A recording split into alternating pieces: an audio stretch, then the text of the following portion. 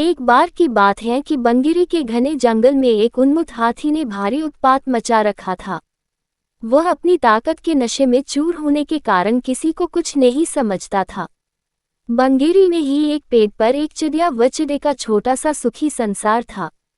चिड़िया अंडों पर बैठी नन्हे नन्हे प्यारे बच्चों के निकलने के सुनहरे सपने देखती रहती। एक दिन क्रूर हाथी गरजता चिंघाड़ता पैदों को तोड़ता मरोड़ता उसी ओर आया। देखते ही देखते उसने चिड़िया के घोंसले वाला पेड़ भी तोड़ डाला। घोंसला नीचे आ गिरा, अंडे टूट गए और ऊपर से हाथी का पैर उस पर पड़ा। चिड़िया और चिड़ा चीखने चिल्लाने के सिवा और कुछ न कर सके। हाथी के जाने के बाद चिड़िया छाती पीट पीट कर रोने लगी। तभी वहां कठफोड़वी आई। वह चिड़िया की अच्छी मित्र थी। कठफोड़वी ने उनके रोने का कारण पूछा तो चिड़िया ने अपनी सारी कहानी कह डाली। कठफोड़वी बोली, इस प्रकार गम में डूबे रहने से कुछ नहीं होगा। उस हाथी को सबक सिखाने के लिए हमें कुछ करना होगा। चिड़िया ने निराशा दिखाए, हमें छोटे मोटे जीव उस बलशाली हाथी से कैसे टक्कर ले सकते हैं। कठफोड़वी ने समझाया, एक और एक मिलकर 11 बनते हैं। हम अपनी शक्तियां जोड़ेंगे। कैसे? चिड़िया ने पूछा। मेरा एक मित्र मियाख नामक भावरा है, हमें उससे सलाह लेना चाहिए। चिड़िया और कठफोड़वी भावरे से मिली। भावरा गुनगुनाया, ये तो बहुत बुरा हुआ। मेरा एक मेढक मित्र है, आओ उससे सहायता मांगे।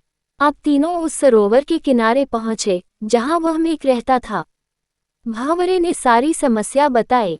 मेढक भर्राए स्वर में बोला, आप लोग धैर्य से जरा यहीं मेरी प्रतीक्षा करें, मैं गहरे पानी में बैठकर सोचता हूँ।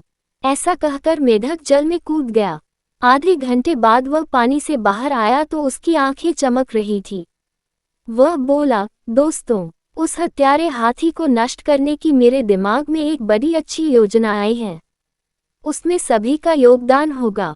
मेढक ने जैसे ही अपनी योजना बताई, सब खुशी से उछल पड़े। योजना सचमुच ही अद्भुत थी। मेढक ने दोबारा बारी बारी सबको अपना अपना रोल समझाया। कुछ ही दूर वह उन्मत्त हाथी तोड़फोड़ मचाकर व पेट भरकर कोंपलों वाली शाखाएं खाकर मस्ती में खड़ा झूम रहा था। पहला काम भावरे का था। वह हाथी के कानों के पास जाकर मधुर राग गुंजाने लगा।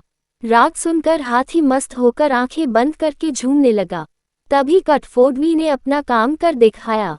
वह आए और अपनी सुई जैसी नुकीली चोंच से उसने तेजी से हाथी की दोनों आंखें बींध डाली।